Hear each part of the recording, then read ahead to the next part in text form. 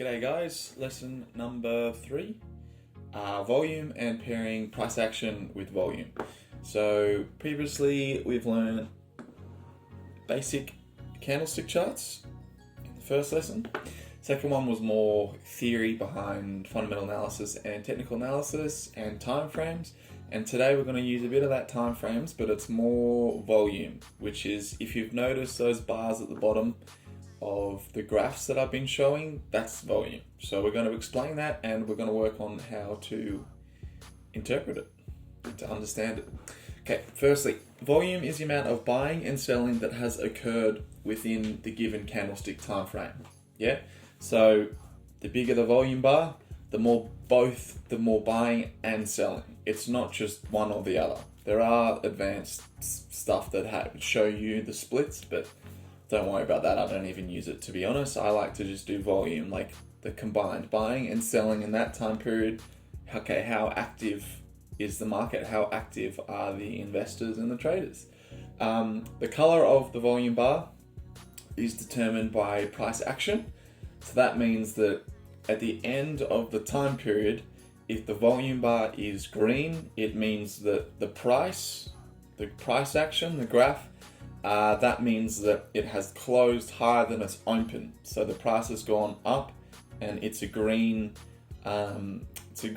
candlestick. So the color of the candlestick will always be the color of the volume bar. That's just an easy way to follow things, and it helps out so much.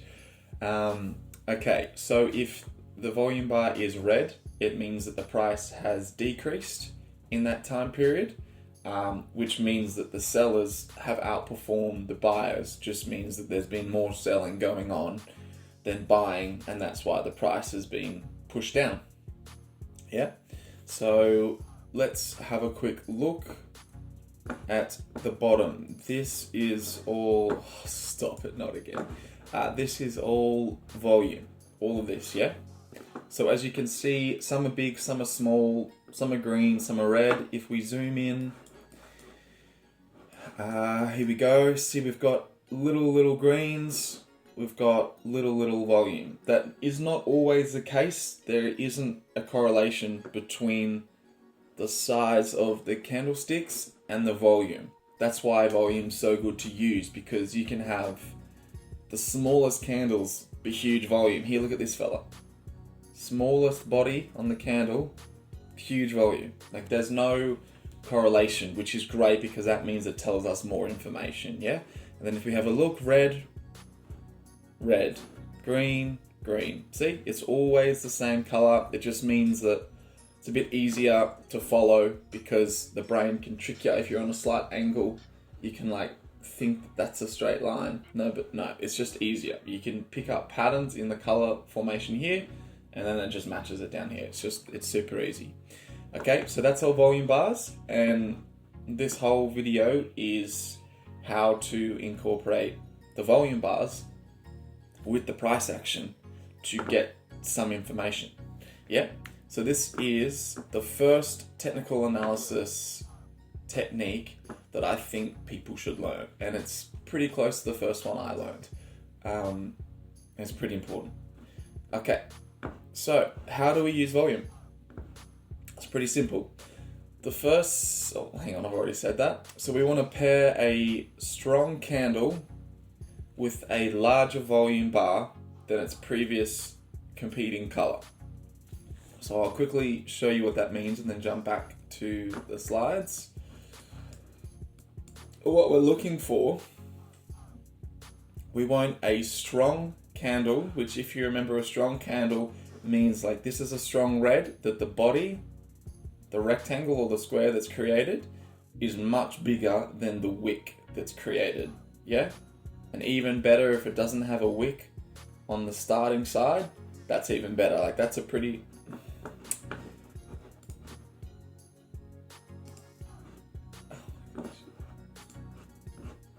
This happens all the time because I don't want to bombard you with my graphs on Chrome, because that'll just freak you out. Okay, where were we? I think we're down here. Okay.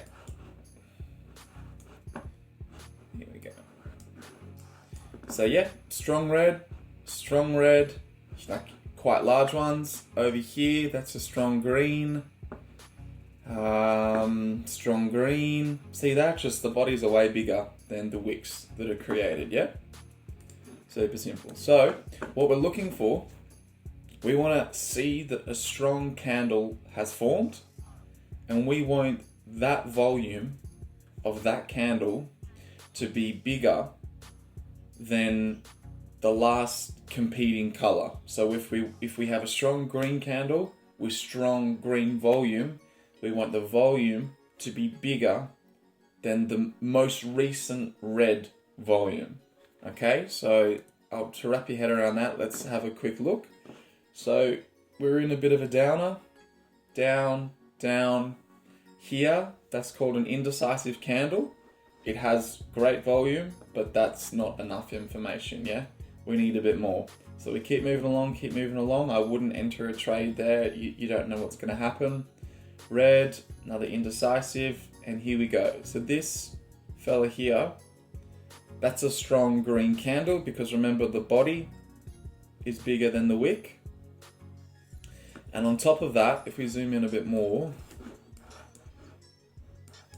the green has actually closed higher than the previous red. That's just another indication that, yep, that's a very strong candle. Okay, but what we're learning today, we go down here. The green is ever so slightly above the red, but that's a pretty good sign, yeah? So you can see it's a strong green, closed above the red, and the volume is greater than the previous competing, which would the competitor would be the red, yeah? So we got a strong bull, outcompeting the red, volume just outcompeting the red, yeah? So that's not a bad position to enter. Then if you have a look, bang, bang, bang. If you have a look, you could exit here. I wouldn't freak out. I would stay in the trade because the volume's nowhere near where it was at the entry, yeah? Keep going. And then here, we're on the 1 hour time frame. Here, strong red. If you wanted to, you could leave the trade because if you have a look down at the volume, the red is bigger than the previous green, yeah? Doesn't have to be bigger than these ones. It's better if it is, but trading, there's no specific set rules in place that means you're gonna make the right decisions, yeah? Because if there was a strict rule that was 100%, that worked 100% of the time, that would mean that there'd be like automatic trading, like robots that would make the richest people in the world. And the richest people in the world are not day traders because it's an art form. Like you have to understand what's going on, then you have to make decisions based on that understanding. You can't just set an algorithm and then become the richest man in the world. That's not how it works, yeah? So for here, that's not a bad point to leave the trade because remember, strong, we have a huge body, bigger than the wicks, strong volume, bigger than the previous green, yeah? So that's not bad. So if we entered here and then we exited here. So let's have a look at what that is exactly.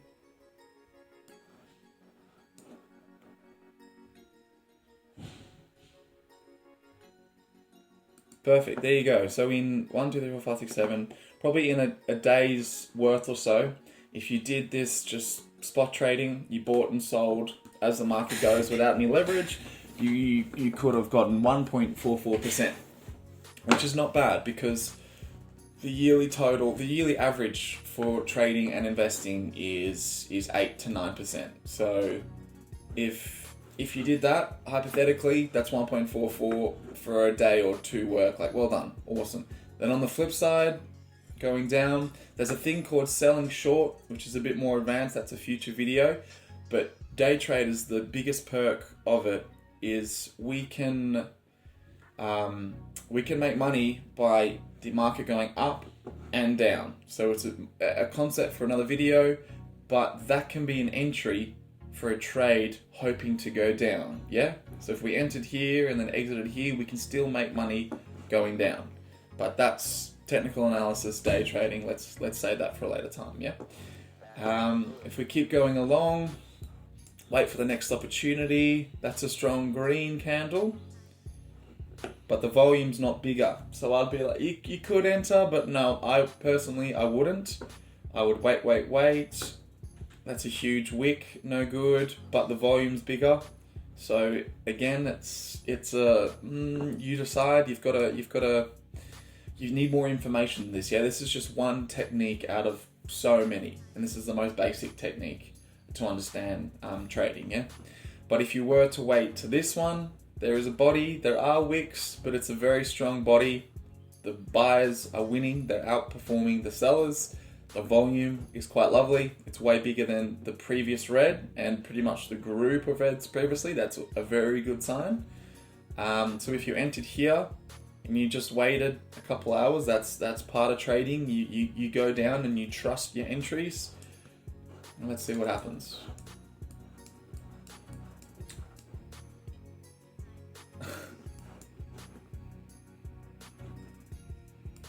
Here we go.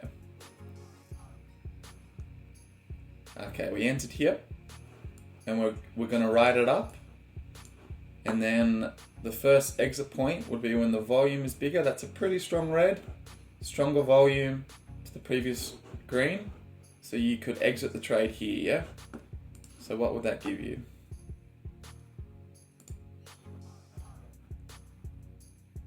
If you're following this, obviously, that's a 1.56, like in the next day, with no leverage. That's pretty damn good.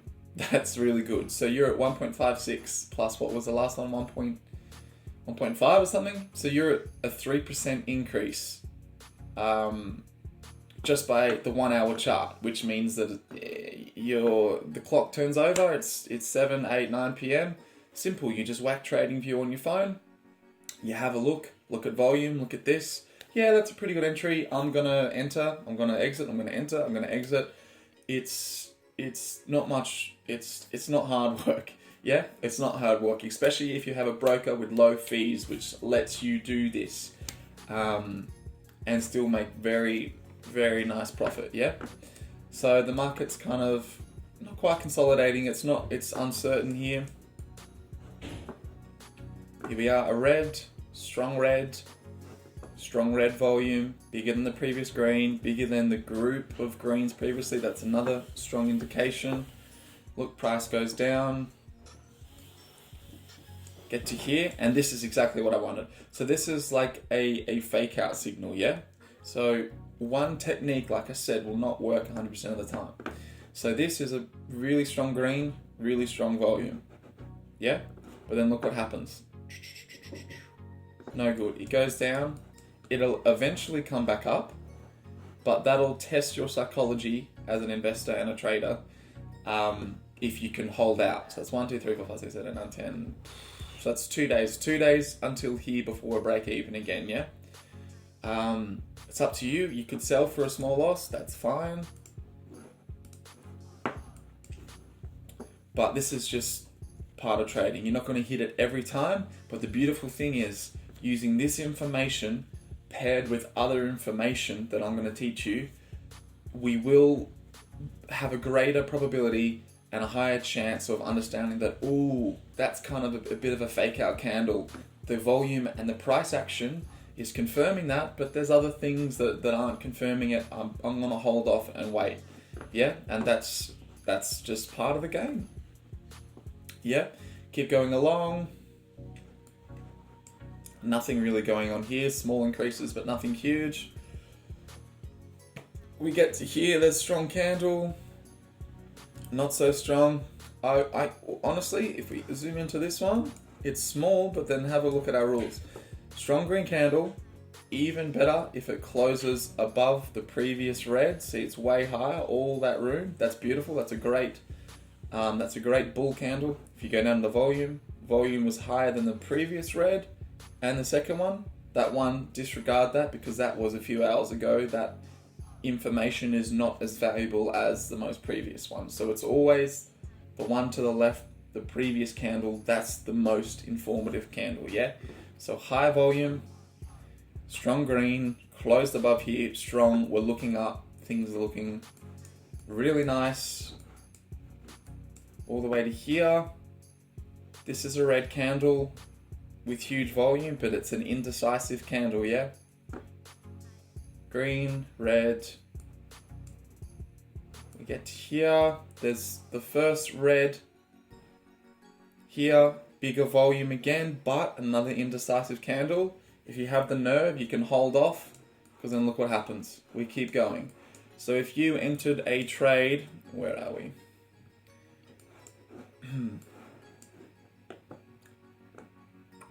Here. So this is the entry point.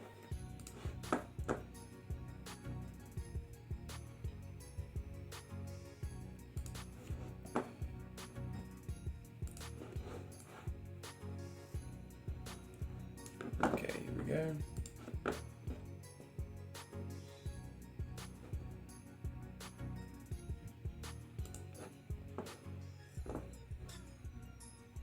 And then the next strong red with larger volume is not that one, not that one.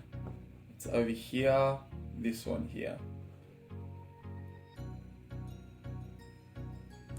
There we go. So if you held this trade for a couple of days and you waited until this candle, strong bull, there are wicks, but it's a strong bull. If we have a look at the volume, down below, really large, that's the peak there. We would exit there, yeah? The two previous are a good indication that we might be swinging down to the downside, but have a look, not strong candles. This is a strong red candle with strong volume, so that's a good exit point. In a couple of days, that trade would have made 2.73%. Yeah? So that's pretty damn good. That's pretty damn good, and all you would have had to do is check your phone once an hour, or even just a couple times a day, or even just once a day if you're pretty confident. Like this is valuable information, and the beautiful thing about this is it works on all time frames. Yes, this is the 1 hour. If you don't want to check and you want to, you're thinking of holding trades way longer, you can do this on the week for sure. Not a problem. Let's try and find it first. And we're glitching. Okay. We'll go to the day. Okay, it's probably glitching because it's... Oh, here we go. Perfect. So this is the day. And then same thing, you can just check it once a day. If we go down here, let's have a look.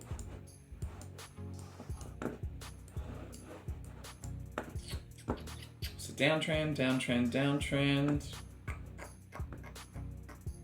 This isn't a good entry because although there's volume bigger than the previous reds, have a look. We've gone up to here, but we haven't closed above the previous red. And we also have a wick pretty much the size of the body. So no good, no good. But then the next one, huge green candle. The volume is huge as well, bigger than the previous reds. That's important, so we would enter the trade there for sure. So this is the daily chart, yeah, on US 100, the NASDAQ 100, which is what I like to trade. It's the top 100 tech companies. I'm quite obviously bullish on tech being more and more important as time goes on. So I have a tendency to open long trades, which means I will trade it going up more than I will trade it going down for sure. I'm bullish on it long term, 100%. So if you entered here, and then you can just ride it until you see the red strong candle. There's one here. So if you did it in the short term and you're happy to hold off for 6-7 days, look at that. 11.35%. So if you did this on US 100 or any stocks and you replicated this perfectly, that's 11.35% in 5-6 days. Bit of effort, you're understanding what's going on. We've lost it, but 11.65%, that's better than the average if you were to invest it in ETFs or the market average, basically, for everyone. So beautiful. That's step number one. So just to consolidate all that information, strong candle, it has a larger body than it does wicks. I'll write this in now, even better if the close is greater than the previous red open. And that's just what I mentioned, the green candle closes above the previous red's top, which is the red's open, yeah? What is a weak candle? If the candle has larger wicks in the body, either side, if they have both either side, that's obviously a weak candle that's quite indecisive. If it just has a wick on the one, going up or going down, that's still a weak candle, depending on the direction. Indecisive candle has a tiny body, but large wicks on both ends. That means that, price is going up, down, back up. We're indecisive. We don't know what's going to happen. Can be used as an exit from a trade. If you're like, okay, I'm happy with my profits. Let's just leave. I don't want to see what happens. I'm happy with where we're at. Let's leave. That's perfectly okay as well. And a little bit of homework, if you wanted to take this a bit further, research the different types of candlesticks. So like the indecisive is called a doji candle, bullish candles, bearish candles. That's quite simple. There's only a limited amount of ways a candle can look. There's like shooting stars, things like that.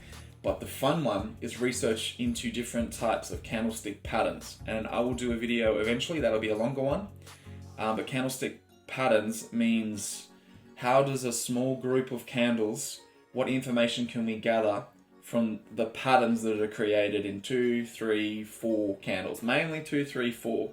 There's not many patterns that have multiple candles unless we're talking about kind of W's or head and shoulders, and we'll go through all that later.